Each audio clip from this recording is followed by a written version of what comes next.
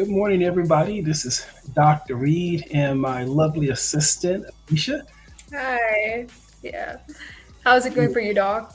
Oh, man, it's okay. Hey, I just wanted to thank you again for what was the other gentleman name who did the presentation with you? Kaim. And he's a medical doctor too, huh? Exactly, yeah, he is. MBBS doctor. Now, is he here today or is he going to be coming back? No, he's not going to be here today. It's only me today. But like what time does he work? When should I'm not he come sure. on? I'm not sure about his shift, but if you want, I could contact him right now. Yeah, to contact him. Look, well, it's probably Okay. late. It's late where you guys are now, so I'm sure he's probably sleeping. But let him know that. All right. Yeah, let him know that. I can really utilize him a lot because he has a lot of medical knowledge. So Yeah. I can imagine. He, Uh, I'm sorry. he Go ahead. prepared. He prepared a lot for the session we did that day. So like he started like 15 minutes before, and he kind of went through all of it to get familiar with the terms and being able to explain it on the live stream. So yeah, he did pretty well. Oh, that's great. That's great. Yeah. So I guess you guys build a pretty interesting team where you guys can be presenting content and at least explaining the content that I'm making. And because he's a physician too, he's going to have to start Yeah, building up his content library anyway, right? exactly. Yeah. So he's going to have Plus to he's do. like, See, plus he's done his master's. So yeah. yeah, and I don't think it's any way around because I think right now the area we're going in, if you don't have any subscribers, you're only good as your Yeah. subscribers now. He replied, and let's see if he's available right now. But no, if he's not, because I know it's late where you guys are. It's 11 right now. It's not that late. Yeah, I forgot for y'all students, not the late. Mhm. Keaton, how you doing, buddy? Yeah, I'm doing good. Oh, he's coming in a couple of minutes. He said he'll be there. Yeah. So I'll send him the link and then. So you watched the live stream, right? So how did we do? Yeah. Yeah. Keaton, how you doing, man? You're asking me? Okay, so I see Keaton. He's a student around with me. He's in the stage. Can I put you on the stage? Can I put you up, Keaton? No, okay, I'll talk to you later. Pedro, turn your camera on, man.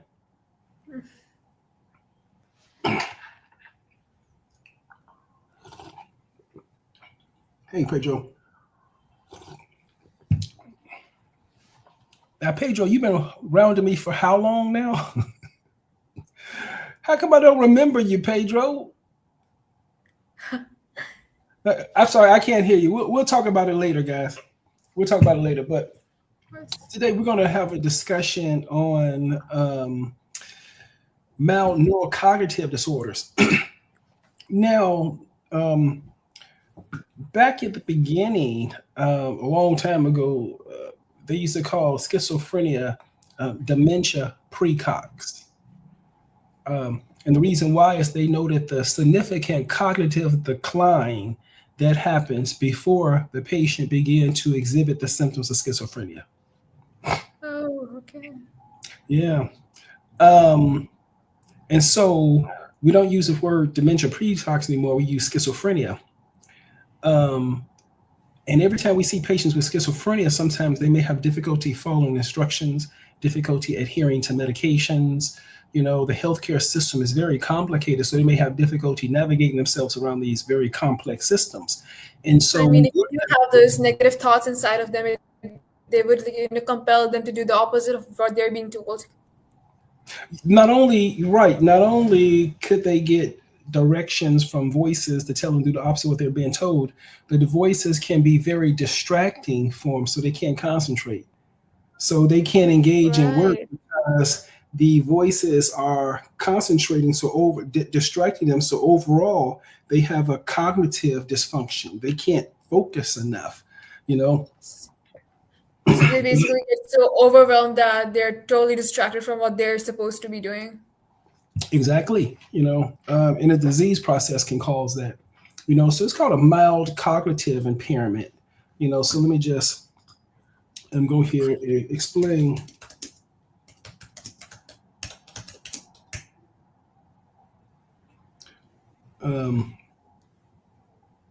I'm saying a mild neurocognitive disorder.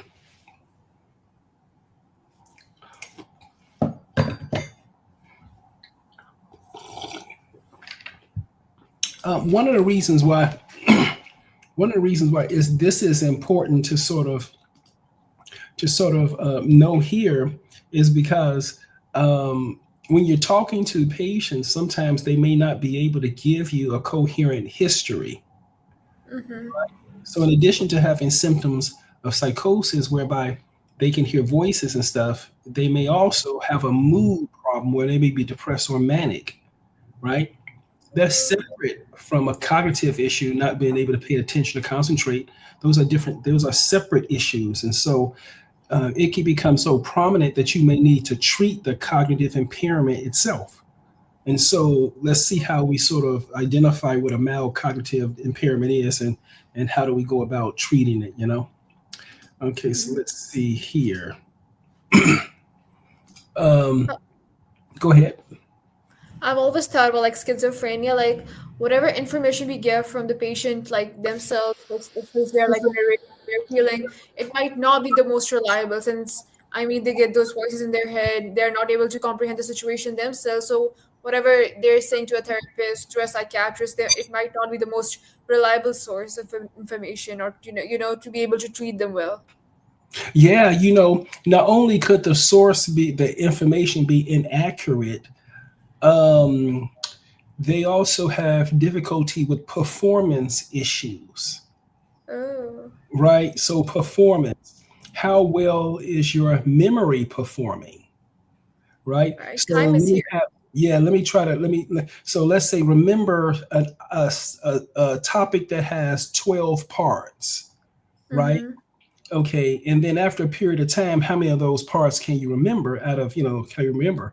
Well, if you are having voices in your head that distract you and you are performing a task that requires you remember 12 pieces, you're likely going to forget more of those pieces. So your performance or your memory performance is going to be a lot lower.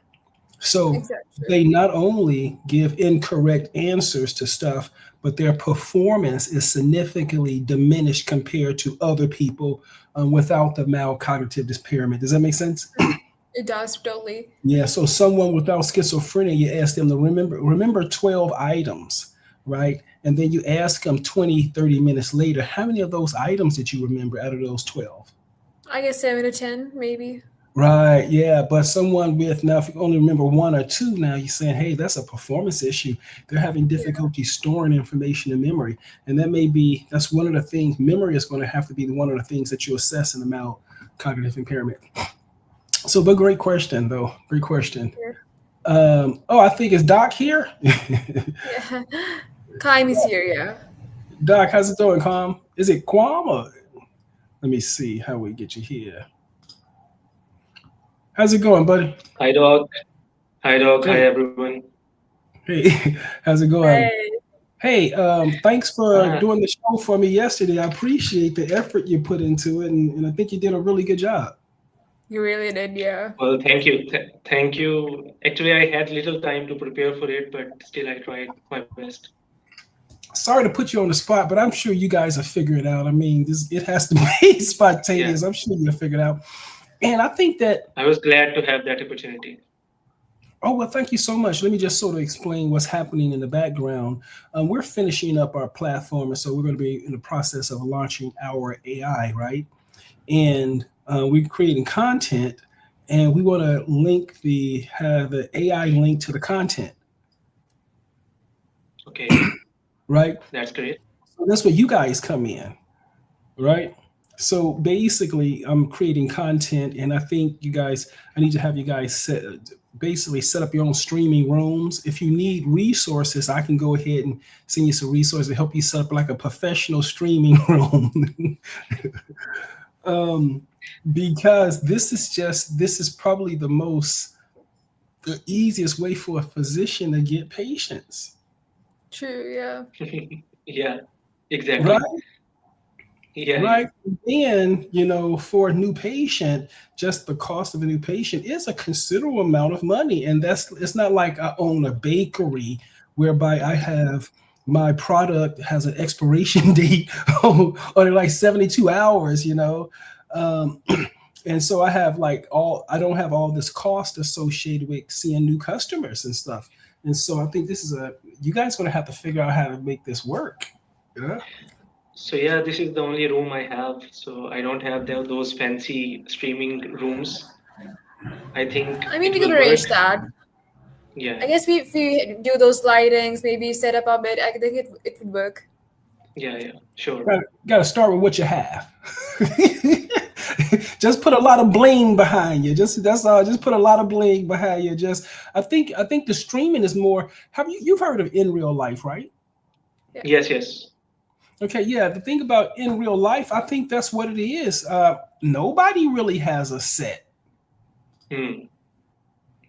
Name what in real life. See, because the streamers have sets, but not in real life. And so I think you don't even need a set anymore. I think you guys will figure it out. But you see the Yeah, we will. potential in this, right? Yeah. In fact, the streamer I follow, her name is Coxic. She's on Twitch, and she, just like you said, that she doesn't have a proper setup at all. She just makes in real life videos wherever she goes, whether she's sitting in a room or she's going outside. She just goes live on the Twitch. Makes sense, yeah. Makes sense, easy. So yeah, why don't you guys figure it out? And so I can imagine you guys eventually having teams of maybe 4 people on a team and stuff, four shifts, and then 4 people on each team.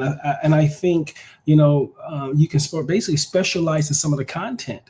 Like we do a lot of neuropsychiatry, so diagnosing strokes and helping people recover from strokes and brain lesions and deliriums, and it's just a lot of stuff.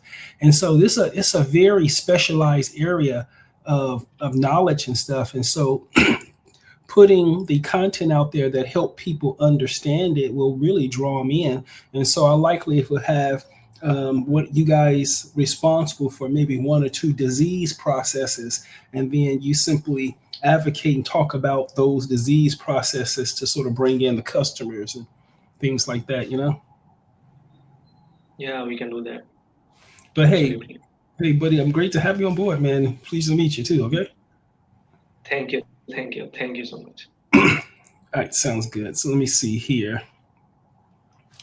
Okay, mild neurocognitive disorder is a condition with a noticeable decline in cognitive ability, such as memory. Remember when I was saying that your performance, you have to remember all these different items and things like that. And if you don't remember as much as Yeah. everybody else, then that means basically those parts are not working.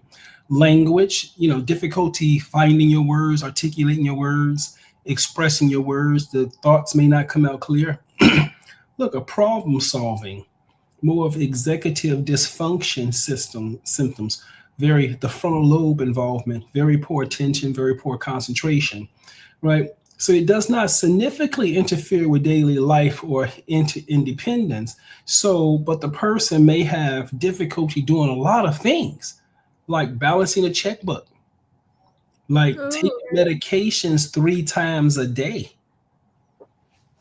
you know, calculating things, planning, organizing. Um, it can be a precursor to a more severe disorder like dementia. Remember what I was saying, that they noticed that the cognitive disorder preceded schizophrenia. But in some cases, severe symptoms may improve or remain stable. Key features include a noticeable but not debilitating decline in 1 or more cognitive areas, and the ability to perform basic daily activities like bathing or dressing independently. Alright, You so know, it literally just messes with everything. I mean, you do become more forgetful, but like other than that, I think it does really affect like every kind of domain in your head. yeah, yeah.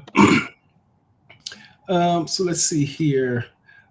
Symptoms: memory decline, forgetting important information or items, or you know, I sort of the best way I can describe a mild neurocognitive disorder is when you see people who suffered from like severe emotional and psychological abuse, Mm-hmm.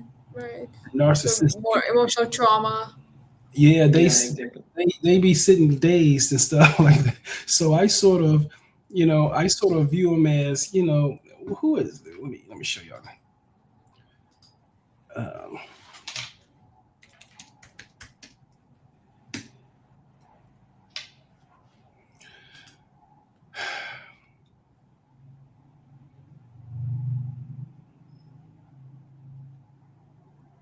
this is that narcissistic stare right there. Ooh. Yeah, this that. Yeah, y'all got to see this movie, Von Stroker, right here. That's that narcissistic stare right there. That's designed to pull people into his reality. I Yeah, mean, he does have a very stern expression. Yeah, like yeah, a condescending expression on his face. Yeah. yeah, yeah. And so in this movie, go look at my podcast on Dracula. Look at my podcast on Dracula, right? This scene is so important because this is the narcissist and this is the psychiatrist, Dr. Von Hausen, right? Dr. Reed playing the role of Dr. Reed, right? And this is the narc. You go through that Yeah, conversation, that argument they have, it's the same thing you have with a narc all over and over. I'm trying to find, this is that narc trying to put him in his world. And so he has a tool that prevents him from getting involved in the narc's world at all. He just looks at the narc. They're not going to get involved. Yeah, that's when they got you locked in their reality. I was looking for, I was looking for some of Dracula's victims and how they look. So, but I can't seem to find it under Dracula. So, but you understand what I'm saying. Here's another creepy old narcissistic look too. Dracula was amazing. It's an amazing movie. It's, it's an amazing movie, man. It's an amazing movie. I mean, he does have an expression that where he thinks that everyone else is inferior and I'm the superior one. Yeah. Yeah. Okay. So those victims typically have these mild neurocognitive impairment. It's very difficult for them. And they use the symptoms associated with mild neurocognitive impairment to imply that there's something wrong with the person. So they look at the symptoms of exhaustion, the gaslighting, the triangulation, the third party attacks, the devaluing. They look at all of that stuff and then they say, hey, something that person is crazy. Right. And So they more like yeah, sociopathy, yeah, psychopathy. yeah. So they shop the person around.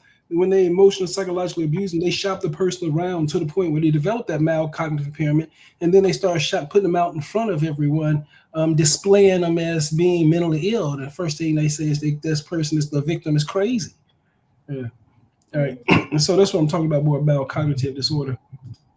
Um, Here, look, language issue, difficulty finding the right words. In this case, with narcissistic abuse, they may not even be able to understand the words that describe the type of abuse that they're encountering.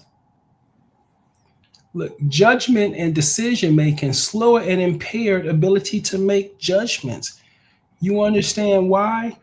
Because these sick people, they they draw you into their world where you appear as a character with only limited cognitive functioning. Right. When you fight, you keep going back and forth from your reality, that reality, your reality, that reality, and everything is different. So you change your mind every time you bounce back and forth. Hold on 1 second. Oh, of course.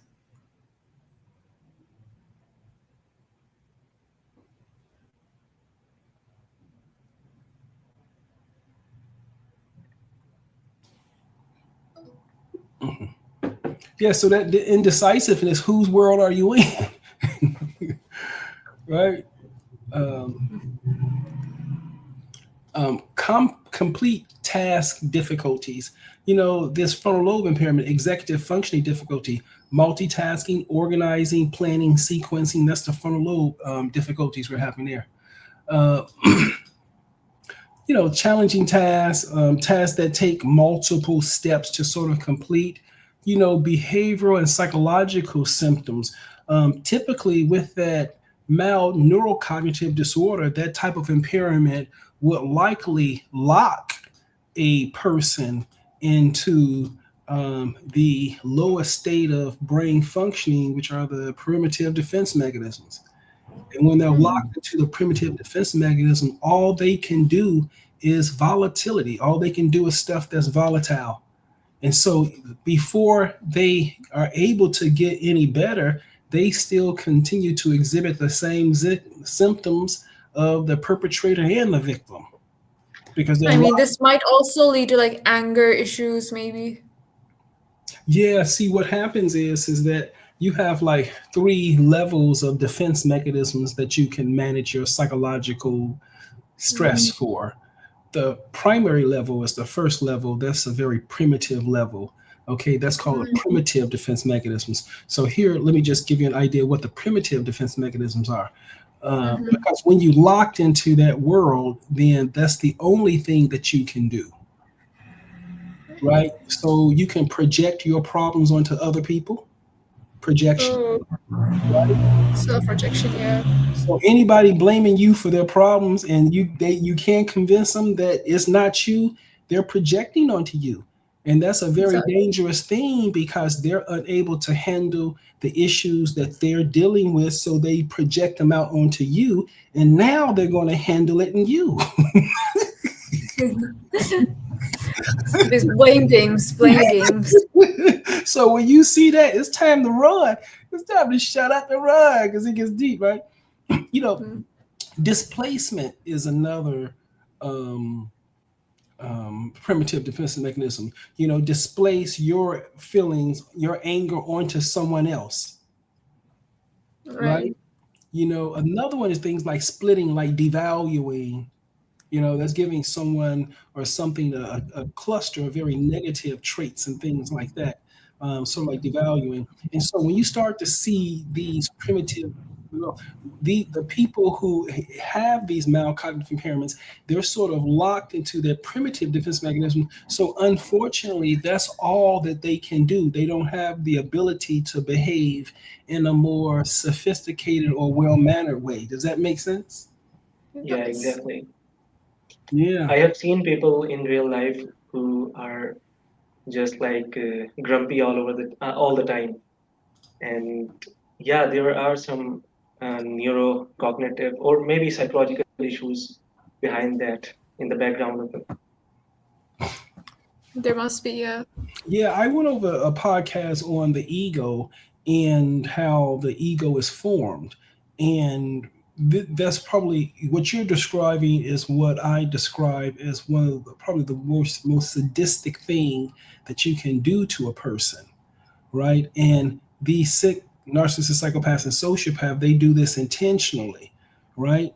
Now, what happens is that when people are growing, like children are growing, I can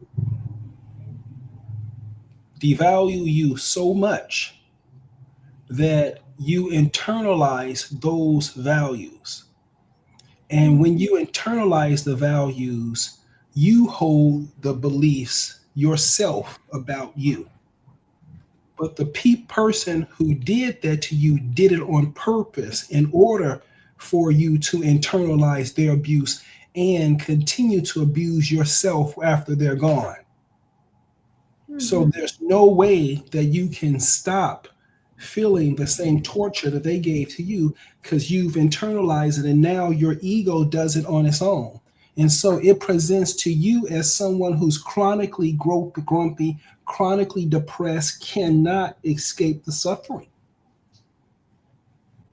And these sick, psychopathic, sociopathic people harm children like that on purpose. And this is the most effective way to control a human. Right. Doc, my internet is being really unstable right now, so don't mind if I suddenly Google leave or anything No like problem. that. No problem. It's still holding up. What are your thoughts? That's the only way you control a human by proxy. This is what handlers do. Y'all know what handlers are? No, you need to explain. Y'all don't have handlers in Pakistan. Doc, you know what a handler is? See, y'all got y'all. We don't want to go there. We don't want to go there.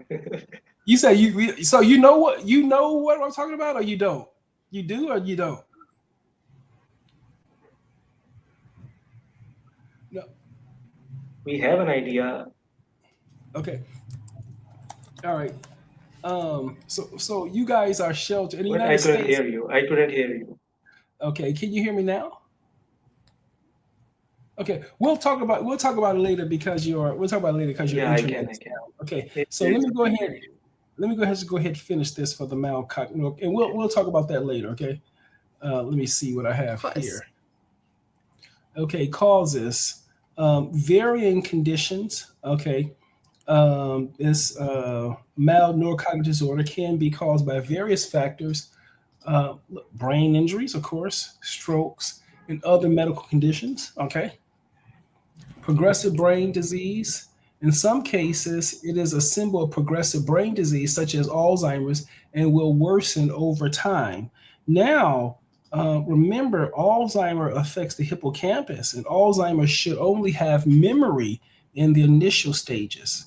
So there should only be memory deficits present in your evaluation of Alzheimer's. However, once the disease process advances, it moves more anteriorly and upwardly, and it starts to involve more of the prefrontal cortex, and then eventually start to involve the frontal lobe. So advanced Alzheimer's dementia will start to have the prefrontal cortex difficulties, and that is the ego working memory difficulties, difficulty with ego functioning, difficulty organizing, perceiving reality. And when it starts to move forward and anteriorly for even further, it starts to infect the frontal lobe, and now you have the executive functioning difficulties and things like that. So,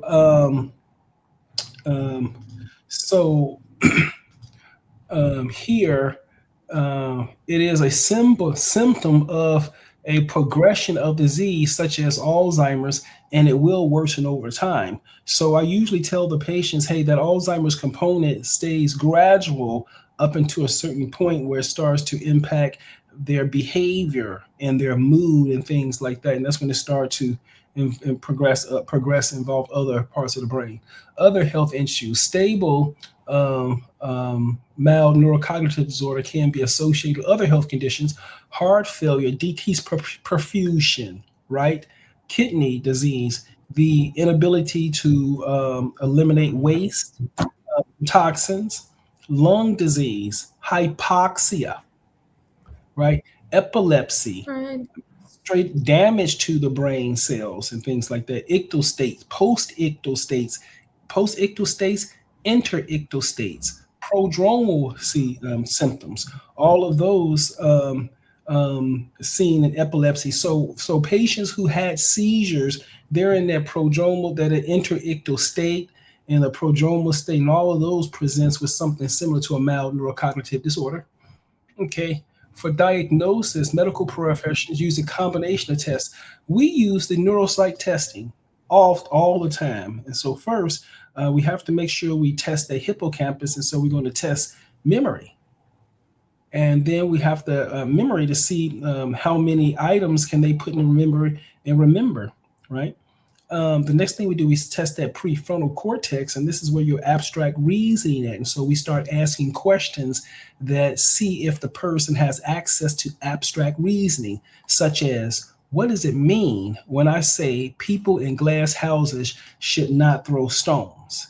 If they give us a response that's concrete, like a stone would break the glass, that means that prefrontal cortex is impaired and they're not accessing abstract reasoning. But if they said something like, you need to do unto others as you do unto yourself, then that means that they are processing those items and creating abstract reasoning. And so that's how you monitor that one.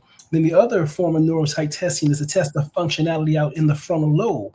The frontal lobe is the seat of executive functioning. That's your attention, that's your concentration, that's your organizing, that's your planning, that's your sequencing, that's inhibition, meaning sitting down, shutting up, and not doing anything, right? It's also more in the right frontal lobe, your interpersonal skills, your judgment, your insight, how you engage with people and things like that. And so impairment of the frontal lobe can create significant interpersonal deficits if that area is damaged.